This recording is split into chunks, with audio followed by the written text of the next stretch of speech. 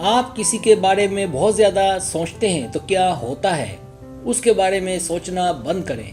اپنی زندگی کے دوران آپ شاید ایک شخص سے ملی ہوں گی جو شدید جذبات کو جنم دیتا ہے۔ ہو سکتا ہے کہ آپ کسی ایسے شخص سے پیار کرتی ہوں جو آپ جیسا محسوس نہ کرتا ہو، یا کوئی ایسا شخص جو آپ سے پیار کرتا ہو لیکن آپ کو بہت تکلیف بھی دیتا ہو۔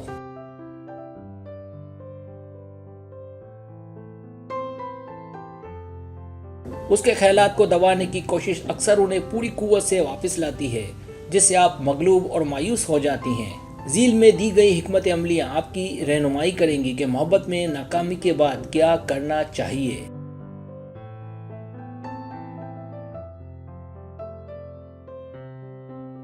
پہلی بات، اس کی وجہ معلوم کریں۔ اگر آپ نے کوشش کی ہے اور اپنے خیالات کو کسی سے دور کرنے میں ناکام رہی ہیں تو اپنے آپ سے پوچھیں کہ کیوں ابھی تک آپ اس میں کیوں پھنسے ہوئے ہیں، اور شاید چاہتی ہے کہ کسی حل کی جانب جائیں۔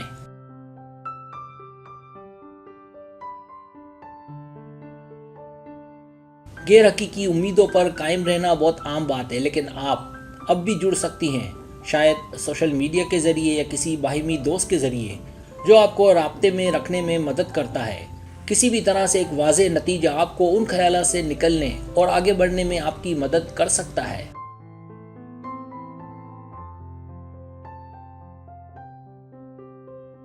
کہہ دیں کہ آپ اسے نہیں چھوڑ سکتی، وہ بہت اچھا تھا، مجھے ان جیسا کوئی اور نہیں ملے گا۔ اپنے آپ سے پوچھیں کہ انہیں کس چیز نے اتنا لاجواب بنایا۔ آپ کو کسی کی طرف متوجہ کرنے والی مخصوص چیزیں بتانے سے آپ کو یہ سمجھنے میں مدد مل سکتی ہے کہ شاید اسی طرح کی خصوصیات والے دوسرے کسی کی تلاش کرنا شاید مشکل ہو۔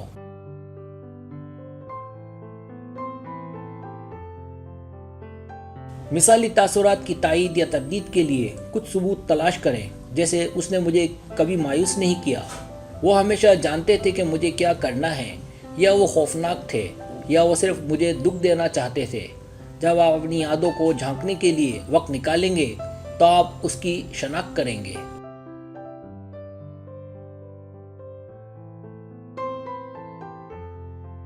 تیسری بات، مسترد کرنے کی بجائے قبول کریں۔ جب آپ کسی کے بارے میں سوچنا بند نہیں کر سکتی تو ان خیالات کو دور کرنے کی بجائے ان کی طرف رجوع کرنے کی کوشش کریں۔ یہ مکمل طور پر غیر منطقی لگ سکتا ہے، لیکن یہ ٹیکنیک واقعی کام کرتی ہے۔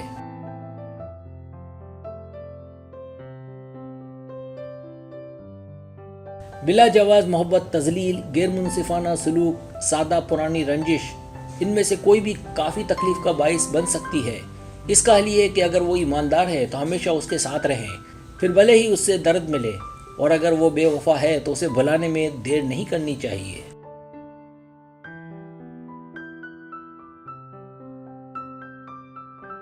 اگر وہ با وفا ہے لیکن آپ کو اس سے دکھ ملا ہے تو اسے نہیں چھوڑنا چاہیے۔ وقت سب ٹھیک کر دیتا ہے۔ اس کا دکھ آپ کو شاید وہ درد نہ دے جتنا اس کی دوری۔ بلا وجہ دور ہونا اور اسے بھی درد میں مبتلا کرنا آپ کے ارد گرد کے حالات پر اور آپ کو زیادہ نتیجہ خیز طور پر تکلیف میں مبتلا کر سکتا ہے۔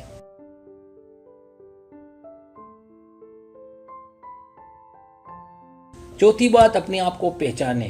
اگر آپ اپنے دماغ کو اپنی آخری محبت کی دلچسپی یا کسی زہریلے دوست کی دھوکہ دہی سے دور کرنا چاہتی ہیں تو خود کی تلاش آپ کو ان خیالات سے نکال سکتی ہے جس کے بارے میں آپ سوچنا چھوڑنا چاہتی ہیں۔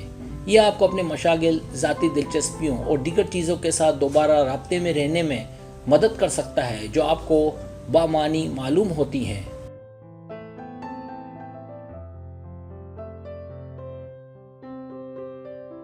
جب آپ کسی سابق کے خیالات سے آگے بڑھنے کی کوشش کر رہی ہیں تو خود کی دریافت کرنے سے اور بھی زیادہ انعامات مل سکتے ہیں۔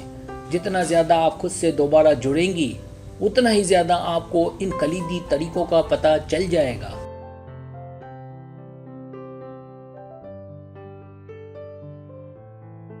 پانچویں بات، ابھی کا سوچیں، کل کس نے دیکھی ہے۔ ذہن سازی یا موجودہ کے بارے میں آپ کی آگاہی کئی طریقوں سے فلاح و بہبود کو بہتر بنا سکتی ہے۔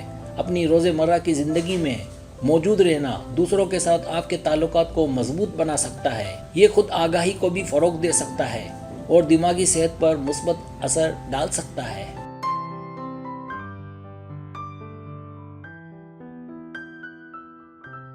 جب آپ ذہنی طور پر زندگی گزارتی ہیں تو آپ ہر گزرتے لمحے کے ساتھ زیادہ مطابقت رکھتی ہیں، اس لیے سائیکل چلانے کے خیالات کو روکنا اور اپنی توجہ اس کی طرف لوٹانا آسان ہو جاتا ہے جس پر آپ اصل میں توجہ مرکوز کرنا چاہتی ہیں۔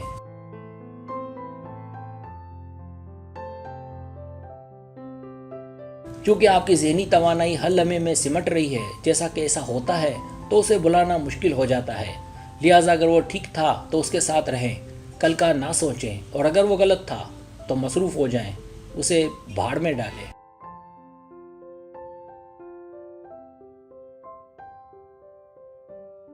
چھٹی بات، اسے وقت دیں۔ انتظار کرنا اکثر آسان اور مشکل دونوں کام ہوتا ہے۔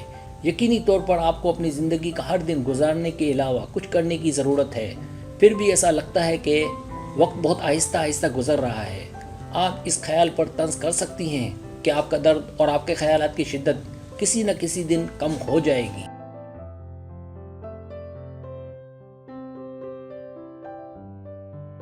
لیکن وقت عام طور پر چال چلتا ہے۔ آخرکار ایک دن آئے گا جب آپ کو حقیقت میں اس شخص کو یاد کرنے کی کوشش کرنی پڑے گی جس کے بارے میں آپ نے کوئی فیصلہ کیا ہے۔ تو اس سے بہتر یہ نہیں ہے کہ تعلقات ہر صورت قائم رکھے جائیں اور اسے پہلے کی طرح وقت دیا جائے، اور اگر وہ غلط ہے تو اسے بھلا دیا جائے۔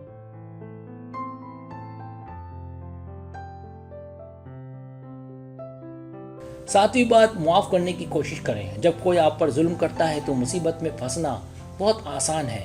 ہو سکتا ہے آپ بار بار ناانصافی پر جائیں، دھوکہ دہی کے درد کو ٹھیک کریں اور ان تمام چیزوں کے بارے میں سوچیں جو آپ ترازو کو متوازن کرنے کے لیے کر سکتی ہیں۔ پھر بھی اس راستے کو پیچھے چھوڑنا عام طور پر صرف مزید مصائب کو جنم دیتا ہے۔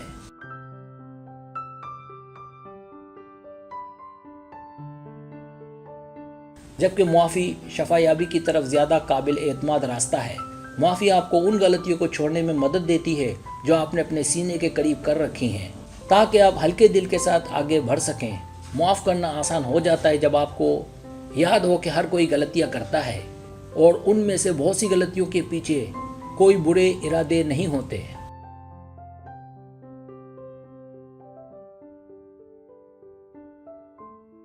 سبسکرائب، اگر آپ کو میری ویڈیو پسند آئے تو برائے مہربانی سبسکرائب کریں، لائک کریں، شیئر کریں، اپنے دوستوں سے کہیں۔ سبسکرائب کرنے سے ہمارا جو چینل ہے وہ گرو کرتا ہے، آگے بڑھتا ہے۔ ویڈیو دیکھنے کا بہت شکریہ۔ اللہ حافظ۔